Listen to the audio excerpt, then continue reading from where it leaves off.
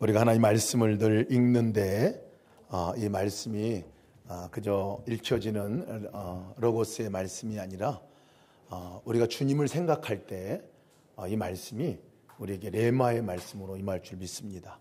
이 시간 말씀하실 분이 주님이시고 이곳에 임하신 분이 주님이십니다. 그래서 예배 시간 내내 우리가 예수님하고 예수님을 생각해 보셨으면 좋겠습니다. 왜냐하면 오늘 이 시간에 말씀하실 분이 저의 입을 통해서 주님이 말씀하시지만 말씀하실 분이 주님이시기 때문에 그렇습니다. 이 시간 주님을 바라보고 주님을 의식하고 또 의지적으로다가 예수님하고 이름을 불러가면서 한번 참여해 보시면 좋겠습니다.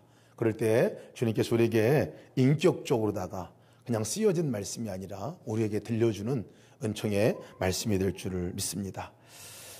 교회 다니면서 제일 안타까운 것이 뭐냐면 교회는 참 오래 다녔는데 예수님을 제대로 믿는다고 보기는 어려운 분들이 제일 사실은 안타깝습니다.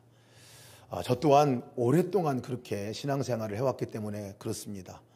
교회는 잘 다니고 신앙생활 열심히 하고 예배 시간에 빠지지 않고 전도도 열심히 하고 또 봉사도 열심히 하고 있는데 진짜 그것이 예수님을 믿는 건가 생각해 보면 그러지 않을 수 있다는 것들을 보게 됩니다. 예수님을 제대로 믿지 않고도 얼마든지 교회 다닐 수 있겠구나. 내가 이 교회에 예배드려 앉아 있어도 예수님을 안 믿고도 예배 드릴 수 있겠다. 그런 마음도 듭니다. 예수님을 믿는다는 것이 도대체 뭔지를 우리가 더 정확하게 한번 돌아볼 필요가 있습니다. 오늘 우리에게 주시는 말씀이 그런 말씀입니다. 우리가 정말 잘 믿고 있는 건가? 진짜 예수님 믿는다는 건 도대체 뭐를 의미하는 건가? 예수를 믿는 사람은 도대체 어떻게 살아가야 하는 건가? 이 부분에 대해서 오늘 요한일서 말씀은 너무나 분명하게 말씀하고 있습니다. 저희 교회가 처음 시작할 때에 사실은 이 질문 때문에 시작을 하게 된 겁니다. 예수를 진짜 잘 믿는 건 도대체 어떻게 믿는 거냐? 교리와 지식으로, 종교적인 행위로, 의식적인 것으로, 이것으로 믿는 종교가 아니라 우리가 매일 주님과 인격적인 만남을 갖고 살아계신 주님이 우리와 함께 계신데 우리가 혼자 살아갈 수는 없지 않느냐. 주님과 함께 동행하는 그 삶을 매일매일 살아가 보자. 보이지 않지만 보이는 분으로 믿고 살아가는 삶을 살아가 보자 하고 시작한 교회가 예수 동행 교회입니다. 물론 모든 교회들이 그렇게 시작을 했습니다. 실제적으로 그것을 우리 삶 가운데 정말 그대로 살아보자. 진짜 예수 믿는 사람답게 살아보자. 그래서 동행 일기를 함께 쓰고 정말 그런지를 점검해 보면서 나오자고 시작한 교회가 예수 동행 교회입니다. 혼자 하기가 어렵습니다. 실제 보니까 혼자 동행 일기 쓰는 것도 그렇고요. 믿음의 여정을 가는 게 혼자 가면 잘 갈 것 같은데 잘 안 됩니다. 참 힘들어요. 그래서 같이 가는 길을 걷는 것이 우리가 교회지요. 공동체가 이루어지는 이유가 거기에 있습니다. 함께 일기도 나누고 함께 모여서 예배를 드리고 함께 기도도 하고 함께 하나님 하신 일들도 나누고 이러면서 혼자가 아니라 같이 주님과 동행하는 삶을 살아가보자 하고 시작한 교회가 예수 동행 교회입니다. 말 그대로 예수님과 동행하는 삶을 사는 성도가 모인 곳이 교회죠. 그게 유일한 목적입니다. 우리 교회에서 단 한 가지를 우리가 붙들어야 한다면은 다른 것이 아니라 예수 동행이 있죠. 주님과 인격적으로 함께 살아가는 것. 근데 여러분 그것이 믿음의 전부입니다. 그것이 신앙의 전부예요. 모든 구원의 시작은 예수님과 인격적으로 만나는 동행으로부터 시작하고요. 모든 축복의 시작도 거기서부터 오게 되고요. 모든 죄를 이길 수 있는 힘도 거기에서 시작이 되고요. 우리 인생의 진정한 기쁨도 사실은 예수님과 동행하고 연합하는 것으로부터 시작되기 때문에 그렇습니다. 이 놀라운 진리인데요. 너무나 심플한 진리입니다.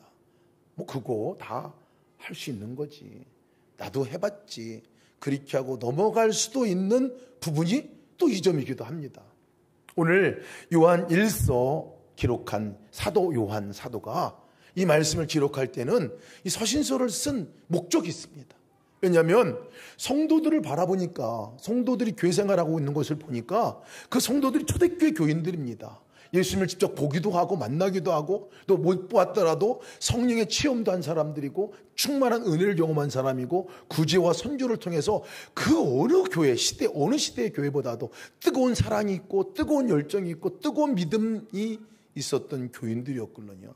근데 이 교인들이 점차 이렇게 시간이 지나면서 그 은혜를 기억은 못하는 건 아닌데 점차적으로 습관적으로 되고 관습적으로 되고 이것이 지식적으로는 아는데 실제 삶에서는 잘 이루어지지 않고 삶에서 주님과 함께 동행하는 삶이 이전과는 그렇게 친밀한 관계까지 나가지 아니하고 주님이 그렇게 우리 삶 가운데 행하셨던 그 사랑의 삶을 실제 돌아보니까 예배는 드리고 있고 교회는 나오는데 사랑하는 삶은 그들 가운데 사라져가고 있는 것을 보면서 게다가 이단이 그 교회 가운데 쑥 들어와 가지고 잘못된 교리를 가르쳐줘서 이것이 마치 진리인 양 그렇게 외치고 얘기해주는 그 상황 가운데서 교인들이 이 이전의 믿음, 주님과의 진정한 믿음의 삶이 이렇게 종교적인 믿음으로 바뀌어져 가고 있는 것을 보고 그것을 보고 안타깝게 여겨서 사도 요한이 이 편지를 쓴 거예요. 말씀을 쓰면서 진짜 성도는 뭔가? 성도 가운데 가장 중심을 이루고 하나 붙들고 살아야 될 게 뭐냐? 그리고 우리는 삶 가운데 어떻게 살아야 될 것이냐? 이 점에 대해서 사도 요한이 얘기해 주고 있습니다. 오늘 읽은 이 본문의 말씀이 그 시작입니다. 그 시작인데 전부이기도 합니다. 3절 말씀 보면 우리가 보고 들은 바를 너희에게 전함은 너희로 우리와 사귐이 있게 하려 함이니 우리의 사귐은 아버지와 그의 아들 예수 그리스도와 더불어 누림이니라 라고 말하고 있어요. 이거 뭔 말인가요? 사도 요한이 하는 얘기가 성도라 하는 것은 아버지 하나님과 예수 그리스도와 교제를 나누는 영어로 말하면 펠로우십입니다. 히브리어로 말하면 코이노니아입니다. 서로가 관계를 갖고 서로가 함께 만나고 함께 교제하는 이 사귐의 역사가 있는 거 이게 성도라고 말하고 있는 거예요. 그게 믿음의 전부다라고 얘기를 하는 거예요. 우리가 성도라고 말하고 교회로 모였는데 그 출발은 도대체 어디냐? 그 전부는 도대체 뭐냐? 사귀는 거라고 얘기하고 있어요. 하나님과 사귀는 게 믿음이다. 하나님과 사귀는 것이 우리 성도의 본질이다. 저는 사실 이렇게 잘 못 배웠어요. 어렸을 때 믿음이라고 하는 것은 열심히를 내는 것을 믿음이라고 배웠고요. 기도도 열심히 하고 말씀도 열심히 보고 봉사도 열심히 하고 선교도 열심히 하고 전도도 열심히 하고 그래서 다 그렇게 했어요. 그러면 다른 분들이 저보고 참 믿음 좋다 이렇게 얘기했어요. 제가 여러분 믿음 좋은 교회학교 학생이었습니다. 믿음 좋은 청년이었어요. 믿음 좋은 선교사였어요. 근데 나중에 제가 진짜 복음을 알고 나니까 그것이 믿음이 일부일 수는 있을지 모르겠지만 정말 믿음이 아니라는 것을 알게 됐어요.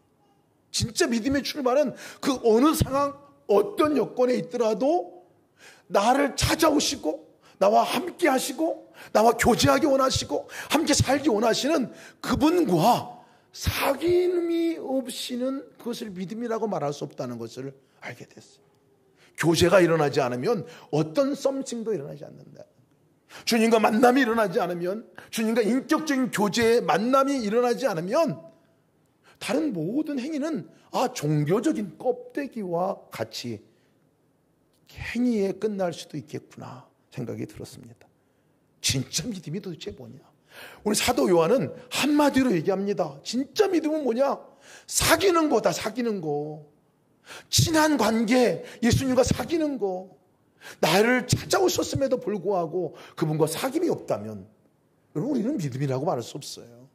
내가 신앙생활하는 성도다라고 말할 수는 없어요. 누리고 있다라고 말할 수도 없어요. 오늘 표현 가운데서 더 와닿는 표현은 뭐냐면 누림이라는 게 누림. 이 하나님과 예수님과 함께 사귀는 거, 이 펠로우십이라고 말하는 이 릴레이션십이죠. 주님과 관계를 맺고 살아가는 그분이 의식이 되고 매 삶 가운데 주님 여기 계시군요. 주님 함께 하시죠. 주님 이거 도와주세요. 주님 마음이 이렇습니다. 이렇게 주님과 함께 인격적으로 함께 하루를 살아가는 그 삶을 사도 요한은 뭐라 하냐면 그게 누리는 거다. 그게 진짜 누림이다. 그러니까 사귐과 누림이라는 단어는 다른 게 아니에요. 언제 우리가 주님의 은혜를 누릴 수가 있을까요? 언제 주님의 능력을 누릴 수가 있을까요? 주님의 권능을 누릴 수가 있을까요? 주님의 구원을 우리가 누리며 살아갈 수 있을까요? 그것은 사귐이 있을 때 가능한 얘기입니다. 사귐이 있을 때, 주님과의 관계가 있을 때이죠. 이것이 너무나 단순한 진리예요, 여러분. 근데 이 세상이 너무 단순해서 그런지 이 고리가 늘 빠져요, 우리 삶 가운데. 늘 자꾸 잊어버려요. 진정한 구원이라는 게 뭔지 아십니까, 여러분? 성경이 말하는 구원은요, 영생은 하나님을 아는 거라고 말하고 있어요. 예수님을 아는 거라고 말하고 있어요. 그 알면 지식적인 알을 말하지 않아요. 나 예수님 잘 알고 있어. 그분이 그랬지. 나를 돌아가셨지. 부활하셨지. 알아. 그 말씀하셨지. 알아. 이게 진정한 영생에 이르는, 구원에 이르는 알미 아니라는 거예요.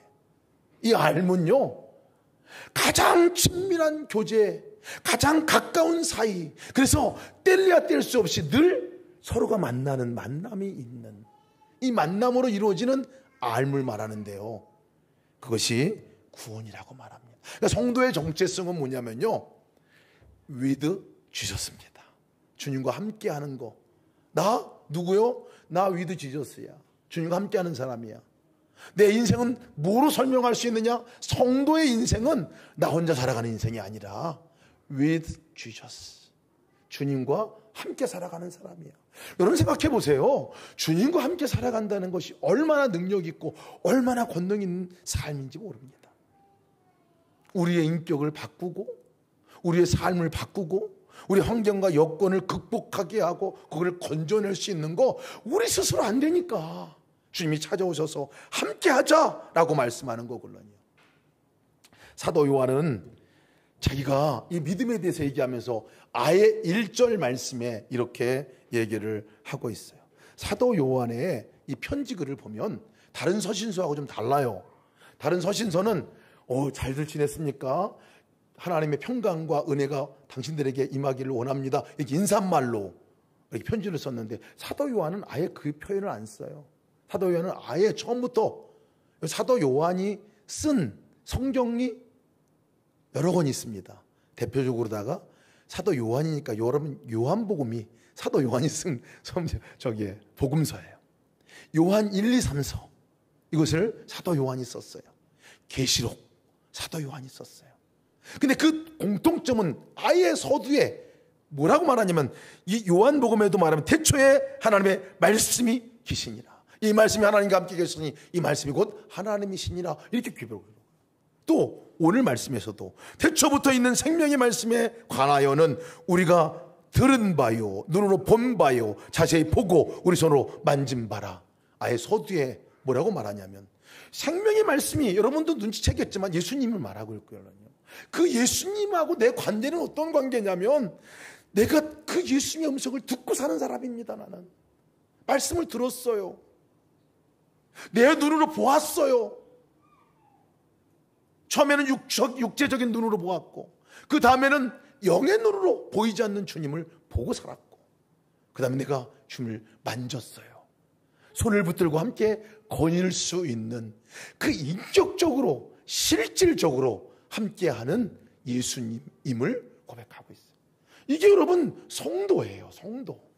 성도는 무엇이라고 설명할 수 있냐면 with Jesus, 나 예수님과 함께 살아가고 있어요. 나 예수님의 말씀을 듣고 있어요. 나 예수님의 손붙들고 함께 살아가고 있는 거예요. 나 예수님을 보이지 아니하지만 그분을 보이는 분과 같이 내가 믿고 살아가고 있어요. 이게 성도예요. 그게 믿음이에요. 그리고 그것을 구원이라고 말하는 거예요. 우리가 점검해 봐야 합니다. 다른 어떤 것들로 우리를 설명할 이유가 없어요. 정말 내가 주님과 함께 살고 있느냐? 이거는 우리가 진짜 구원의 역사가 거기서 시작되는데 여러분 우리 스스로가 가능성 없어요. 우리 스스로가 뭐를 인격 하나도 바뀌지 못합니다. 성격 하나 바뀌지 못합니다. 환경 하나 바뀔 수 없습니다. 어떤 것도 내 힘으로 그것을 뒤집어 놓을 수 있는 그런 능력이 없습니다. 주님과 연합하고 함께하는 그 순간이 구원의 시작인 거예요. 그래서 주님이 아니면 우리는 가능성 없죠. 사귐이 그래서 믿음의 전부입니다. 우리의 삶에 잊지 말고 다시 계속 그것을 돌아봐야 하고 다시 그 원점으로 돌아가서 내가 그러고 있나? 잘하고 있나? 점검해 봐야 하는 거예요.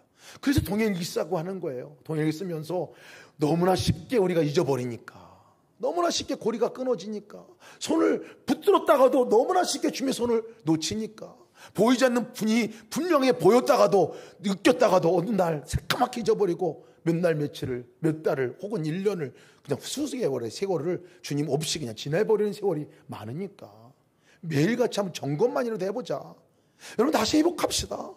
우리 교회 성도들이 이 동행일기를 너무 잘 쓰고 계셔가지고 내가 참 은혜가 돼요. 감사해요.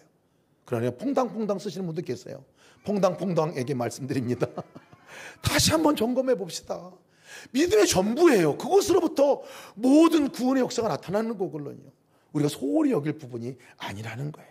사귐, 그 사귐이 누림이 될 때 누림이 기쁨이 되는 거예요.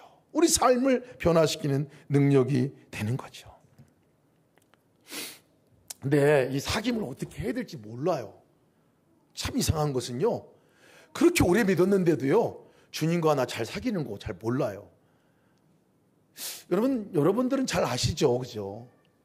귀가 따갑게 들었을 것 같아요. 다시 한번 점검해 봅시다. 사귀는 것은 도대체 어떻게 하는 게 주님과 사귀는 거냐? 주님과 펠로우십을 갖고 교제를 갖는 것은 어떻게 하는 거냐는 거예요. 여러분, 인격적인 우리 만남이 일어날 때는, 사귄다고 할 때는 너무 간단해요. 너무 쉬워요. 오늘 우리 박혜숙 집사님, 이지 권사님, 이지연 권사님, 이게 왕년에 우리 교회 세우고 함께 하셨던 어찌 세 분이 다 이렇게 오늘 박수 한번 합시다. 우리 세 분. 네, 환영합니다. 박수 한번. 네. 우리 옆에 있는 김진 권사님, 네, 뭐 박수 안 쳤다고 뭐 소개하지 마시고 지난주 오셔가지고 우리 환영합니다. 저는 금방 세 분하고 교제가 일어났어요. 지금 이름 부르는 순간에, 그죠? 가만히 계시다가 내 이름 부르니까 벌써 그냥 눈을 확 쳐다보잖아요. 깜짝 놀래고 눈이 왕만문에 와가지고 쳐다보잖아요. 여러분, 사귄다는 거는요 너무 쉬운데 우리 잘 안 해요. 그분의 이름 불러드리는 거거든요. 바라보는 거예요. 바라보는 거. 그분을 향하여 내 마음과 생각을 그분을 향하여 서는 거예요. 근데 마음과 생각이 주님께로 향할까요? 바라봐지나요? 안 돼요. 여러분 해봤잖아요. 왜 안 되는 줄 아세요? 주님을 만나는, 주님과 사귀는 영역이 마음과 생각이거든요. 육체적으로 오면은 이렇게 제가 부르고 강지민 집사님, 김옥경 집사님 막 이렇게 이름 불러가면서 같이 이렇게 만날 수 있는데 안 보이니까. 영으로 오신 그분은 마음과 생각 가운데 우리와 교제하게 되는데, 영으로 교제하시게 되는데요, 그분을 마음과 생각 가운데 만나는 만남의 자리가 너무 시끄러워. 너무 복잡해요. 너무나 많은 것들이 가득 차 있어요. 그래서 교제를 할 수가 없어요. 너무 시끄러워서. 너무 마음의 생각들이 많아요. 마음의 소리가 많아요. 그렇잖아요, 여러분. 주님 생각할 기운이 없어요. 생각할 여지도 없어요. 그러니까 그렇게 오래 믿고도 제대로 인격적인 교제 한번 못 갖고 제대로 믿어보지도 못하고 그냥 세월 지나가 버리는 때가 너무나 많은 거예요. 그러면서도 늘 얘기해요. 왜 나는 하나님 만나주지 않으시는 거야? 나는 왜 이러는 거야? 이렇게 얘기하고 있거든요. 교제는 쌍방간에 일어나는 것이 교제입니다. 한편에서 일어나지 않습니다. 반드시 쌍방간에 일어납니다. 주님이 찾아오셔서 우리 가운데 와 계신, 그리고 주님은 계속해서 우리의 문을 두드리시면서 내가 너를 만나고 싶다, 함께 살고 싶다, 같이 가자, 수없이 말씀하는데 우리가 문을 열지 않으면요, 그분에게 응답하지 않으면, 반응하지 않으면 그 교제가 일어나지 않는다는 거예요. 사귐이 일어날 수 없습니다. 그 사귐의 시작은 그래서 예수님 하고 이름 부르는 거라는 거예요. 예수님 이름 부르면 정신이 번쩍 나잖아요. 내 생각과 마음이 그 예수님에게로 향하게 돼 있어요. 그렇게 시끄러운 마음, 그렇게 복잡한 마음들이 정리가 돼요. 반향이 예수님께로 가게 됩니다. 이것이 주의 이름을 부르는 능력이에요. 누구든지 주의 이름을 부르는 자는 구원을 얻으리라. 이전에 저는 이렇게 십자가 붙들고 예수의 이름을 명하나니 귀신아 떠나가라, 무슨 드라큘라 같은 거 쫓아낼 때나 주님 부르는 거지. 아니에요. 주님 부를 때 내 시끄러운 마음, 내 복잡한 마음, 그곳에서 주님을 바라보지도 못하고 교제가 일어나지 않다가 예수님 하고 불러보면 적어도 그 순간에는 주님을 만나고 주님과 사귐의 시작이 되기 때문에 그렇습니다. 여러분, 주님의 이름을 매 순간 부르는 훈련도 해보시고 삶도 그렇게 사시기를 축복합니다.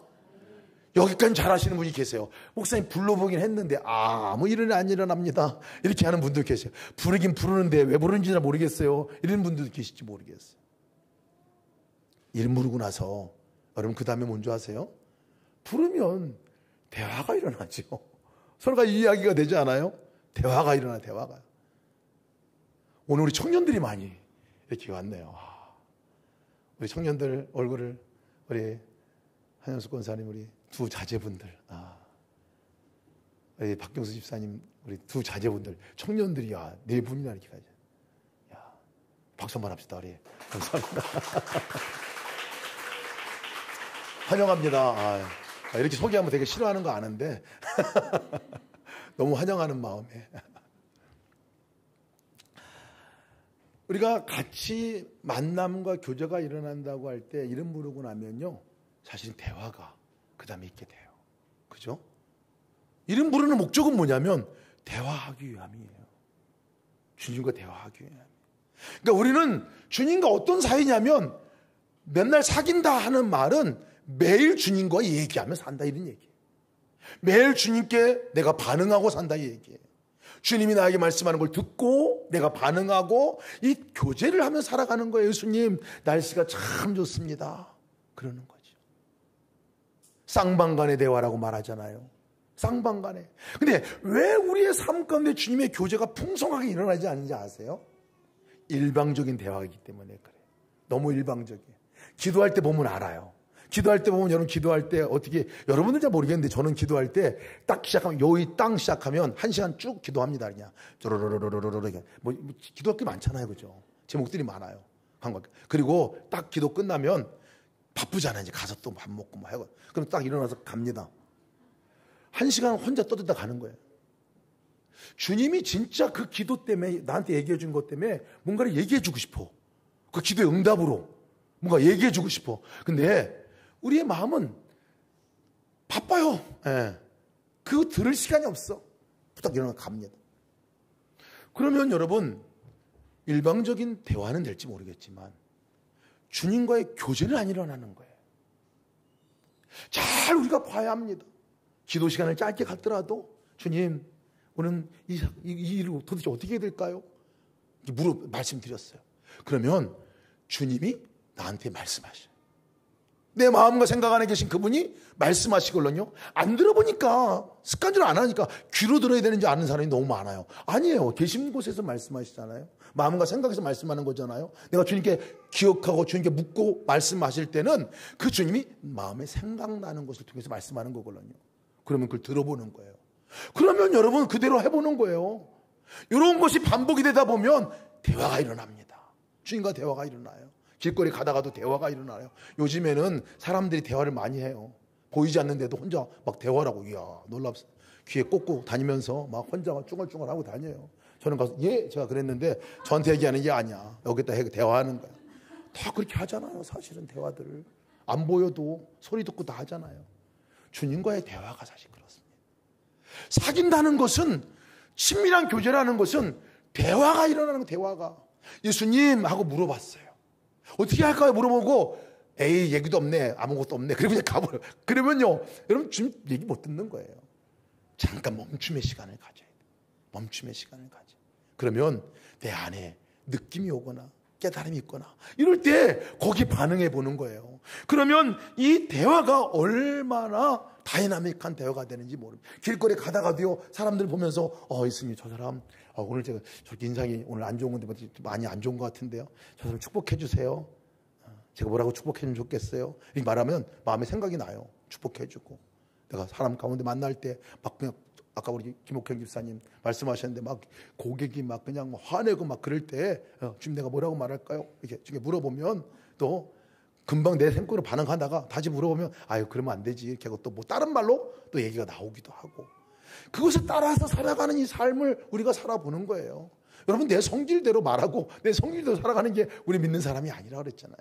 우리 말에서 새 방언이 언제 나오냐고요. 새로운 말이 언제 나오냐고요. 죽었다 깨어나도 안 나옵니다. 근데 주님과 연합하는 순간에, 주님과 연합하는 순간에 주님 내가 뭐라고 말할까요? 한 번이라도 물어봐도요 말이 달라지잖아요. 그것이 믿음의 삶이고 사귐이라는 것을 성경은 말씀하고 있어요. 그런데 여러분, 이 사귐에 관한 부분들을 말씀할 때 그냥 눈에 보이면 좋겠어, 사실. 그죠? 딱 나타나가지고 나 예수야. 나 알겠지?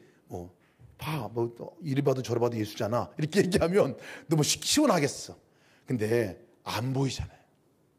그래서 오늘 성경 말씀에 사도 요한이 예수님을 자기가 깊이 만나는 교제를 하고 있는 관계를 얘기할 때 1장 1절에 이렇게 말해요. 제가 잘 들어보세요, 여러분. 태초부터 있는 생명에 관하여는 우리가 들은 바요, 눈으로 본 바요, 자세히 보고 우리 손으로 만진 바라. 이렇게 말씀하고, 이것은 예수님에 관한 말씀이거든요. 예수님에 관해서는 내가 봤어요, 들었어요, 음성 들었어요, 손으로 만진 거예요. 그 예수님 내가 봤어, 이렇게 얘기하지 않고 왜 생명의 말씀에 관하여서는 라고 얘기했느냐는 거예요.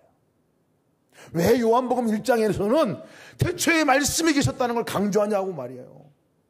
예수님이 육체적으로 이 땅을 살아간 것은 33년의 인생을 육체적으로 이 땅에 살아갔지만 나머지의 모든 삶은 영이셨어요. 보이지 않는 영이셨어요. 오시기 전에도 그랬고 십자가에 부활하시고 나서도 그랬고 우리를 찾아오실 때도 영으로 오셨거든요. 그러니 그것을 너무나 주님과 교제하는 방법에 관한 말씀을 하실 때 말씀으로 교제하는 것을 얘기해 주고 있는 거예요. 성경에 있는 말씀이, 이미 쓰여진 말씀이, 우리가 주는 말씀이 바로 예수님의 말씀이기 때문에 그렇습니다. 사랑하는 사람과 연애할 때 여러분 연애 편지 받아보셨나요? 받아보지 않은 분들은 말을 하지 마세요. 이거는 감동되는 거잖아요. 가슴이 벌렁벌렁거리는 얘기거든요. 저도 몇 번 받아봤어요. 몇 번 받아봤네. 아니 더 받아봤나? 하여튼 몇 번 받아봤는데 읽을 때마다 감동이잖아. 야, 이 사람이 나를 이렇게 생각해?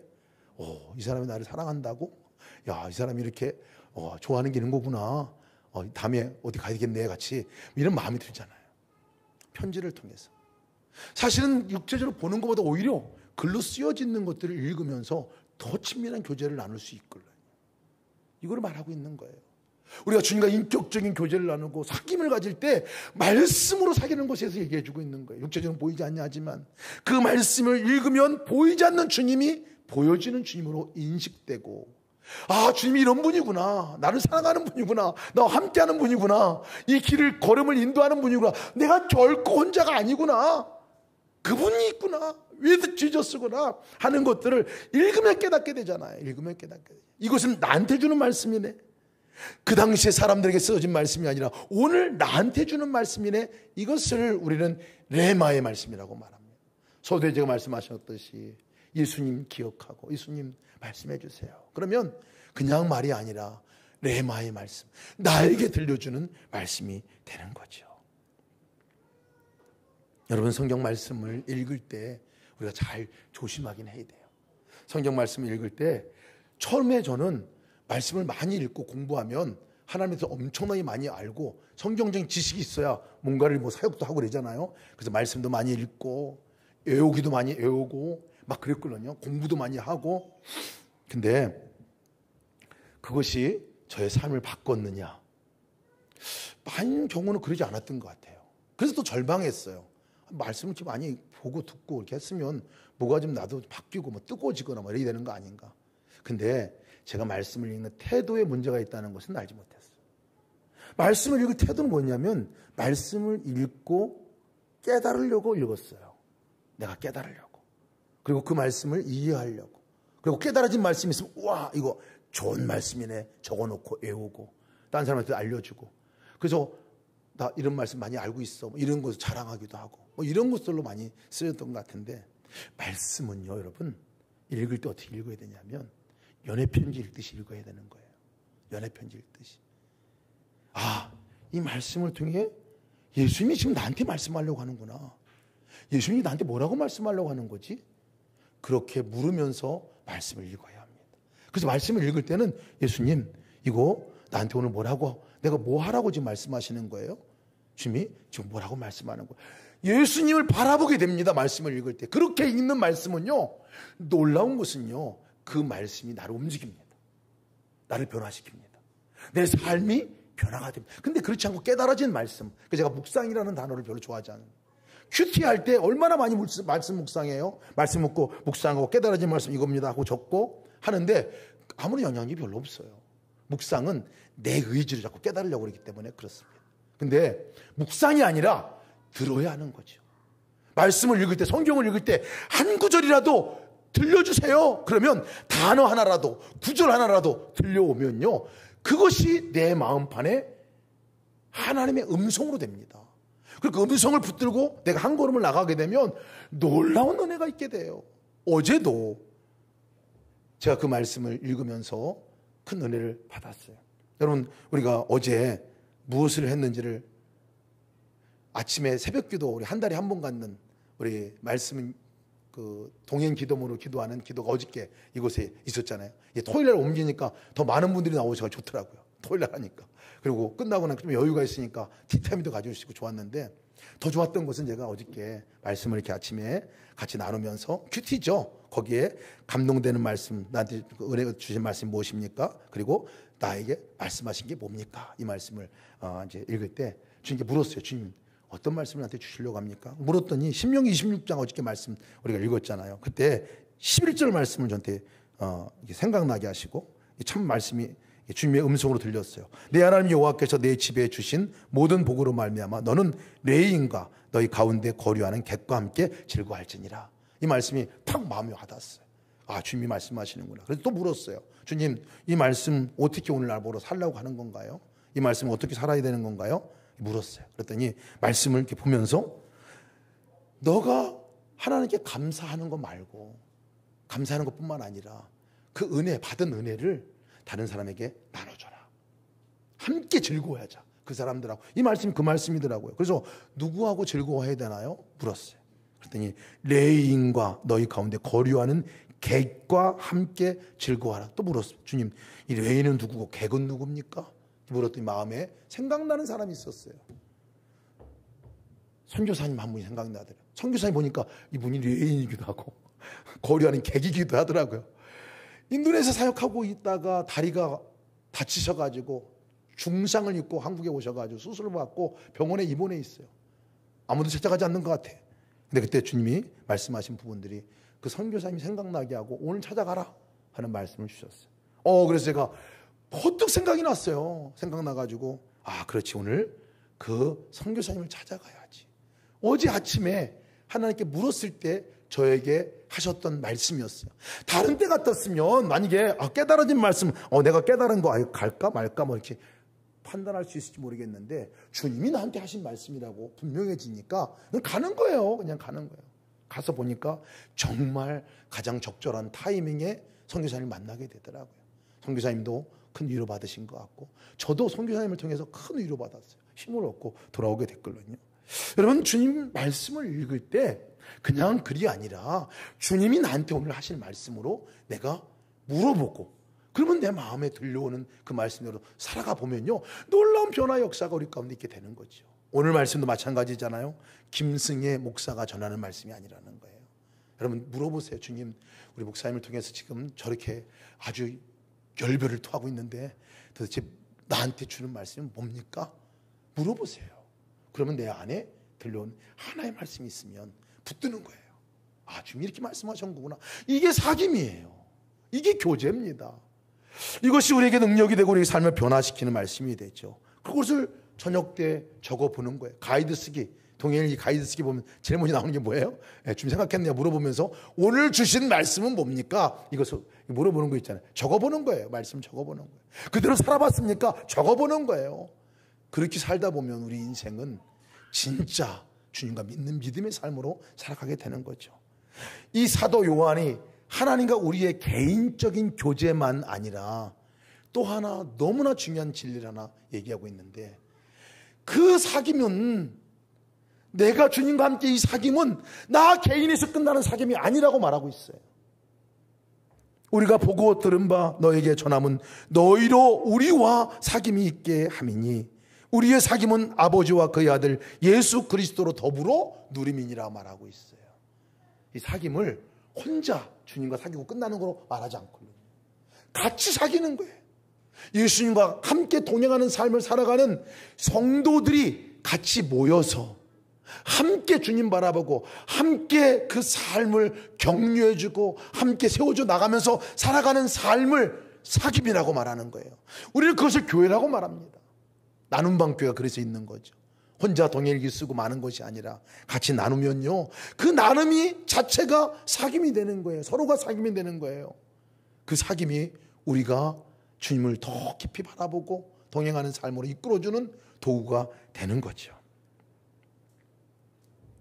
사귐의 원칙이 있습니다. 근데 이 공동체 사귐의 원칙이 있어요. 나와 비슷한 사람은 한 명도 없다는 거예요. 한 명은 없는 건 아니죠, 그렇죠? 똑같은 사람은 없어요. 비슷한 사람은 많이 있죠. 너무나 달라요. 그리고 내가 좋아하지 않는 사람도 있어요. 저 사람하고는 같이 안 되겠다. 나는 막 교회 안에서도 그래요 하면 그 사람 때문에 나누기가 싫어 이렇게 하는 분들 계시겠어요. 근데 여러분, 잘 우리가 알아야 합니다.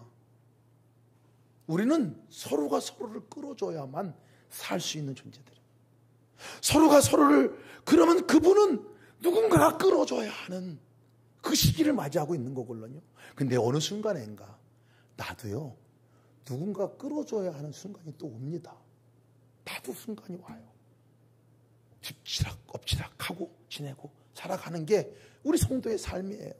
그러니 여러분, 같이 함께 해 나가는 거예요. 근데 같이 우리가 인격적으로 그냥 서로가 대하면서 살면요, 늘 싸우게 돼 있어요.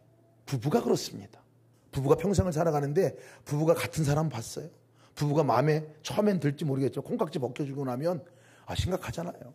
저런 사람하고 내가 어떻게 평생을 사냐 뭐 이렇게 하고 그러잖아요. 근데 이 너무나 다른 사람들이 어떻게 교제하며 살아갈 수 있을까요? 사랑의 연합을 이루며 살아갈 수 있을까요? 이것은요, 여러분, 트라이앵글 구조가 있잖아요. 트라이앵글 구조는 뭐냐면 예수님 여기 계시고 우리 둘이 여기 있어요. 부부도 이 두 사람이 예수님과 서로가 가까워지고 서로가 친해지고 함께 해 나가는 걸음을 나갈 때는 너무나 가까워져요. 그런데 이상한 것은요, 주님과 멀어지면요, 서로도 멀어집니다. 멀어지게 돼요. 제가 우리 사랑하는, 함께 살아가는 우리 김선혜라는 사람이 있어요. 30년을 같이 살았어요. 30년. 지금 엄청 친합니다. 제가 엄청 친해요. 엄청 친해.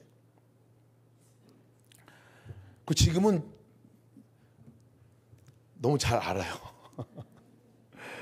그 시점이 어느 시점부터인가 보니까요, 그 전에 막 서로가 지지고 볶고 실망하고 상처받고 어렵고 이런 시절을 꽤 오랫동안 보냈는데요, 한순간에 터닝 포인트가 있었어요. 그 터닝 포인트가 어느 때였냐면 동행일기를 같이 쓰고 나눌 때였습니다. 동행일 같이 쓰고 매일같이 동행일 같이 쓰니까요, 동행일기 쓰는 게 스스로에게 있어서는 주님과 함께 동행하려고 점검하고 살아가는 삶이잖아요. 두 사람이 같이 나눌 때에 서로를 이해하게 되고 함께 주님 안에서 모든 문제가 해결되게 되는 계기가 되더라고요. 그 저의 결혼의 삶의 비포와 애프터를 그렇게 표현합니다. 동행일기 쓰기 전과 후. 축복합니다, 여러분. 부부들 축복합니다. 다시 시작하시기를 축복합니다. 다른 나눔방에 같이 있는 거 말고 두 분이 따로 만들어서 이렇게 쓰시기를 축복합니다. 함께 우리가 나눔방 안에서도 마찬가지예요. 어떻게 우리가 하나가 될 수 있어요? 그렇게 다른 사람을, 내가 그렇게 이해하지 못하는 사람을 어떻게 사랑하고 함께 연합하고 교제하며 살아갈 수 있을까요? 주님과 함께 한 몸이 되고 주님과 함께 교제하는 순간으로 나아갈 때 가능하다는 얘기예요. 그래서 여러분, 나눔방 교회 안에서 우리가 해야 할 일이 있어요. 내가 잘 일기를 올려주고 그리고 댓글도 열심히 달아주고 하는 일이에요.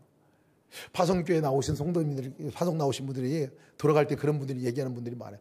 내가 뭔가를 많이 봉사하려고 왔는데 봉사할 게 없어서 나 돌아갔어. 이런 분들이 나중에 내가 알았어요. 그럴 것 같으면 일을 엄청 맡길걸, 막 그냥. 근데 그냥 그래서 돌아가셨다는 거예요. 근데 그분들이 진짜 모르는 게 있어요. 가장 훌륭한 일을 한 거를 몰라요. 가장 성도로서 이 교회를 세우는 데 있어서 가장 놀라운 일을 한 거를 몰라요, 본인들이. 그것은 뭐냐면요, 예배에 함께 참여하는 거예요. 함께 있어주는 거거든요. 함께 있어주고 함께 그 자리에 버텨주는 것이 이 공동체의 사귐 가운데 첫 번째 원칙이에요. 함께 있어주는 거. 뭐가 있어야 나누고 말고 하지요. 뭐가 같이 있어야 교회가 세워지고 말고 하지요. 그렇게 같이 있어줌으로 인해 가지고 지금 예수 동행교회가 지금 이렇게 세워진 거잖아요. 여러분들 모두가 그런 거고요. 저도 마찬가지고. 나는 교회 안에서도 교제한다고 하는 것은요, 그 자리에 있어주는 겁니다. 내가 일기를 함께 쓰고 나누는 거예요. 있어주는 거예요. 힘이 나면 아멘 달고, 힘이 나면 댓글 달고, 그렇게 하면서 그 공동체 안에서 이 초대교회에 누렸던 그 사귐의 역사가 일어나게 되는 거죠. 그 은혜를 누리는 여러분 되시길 축복합니다.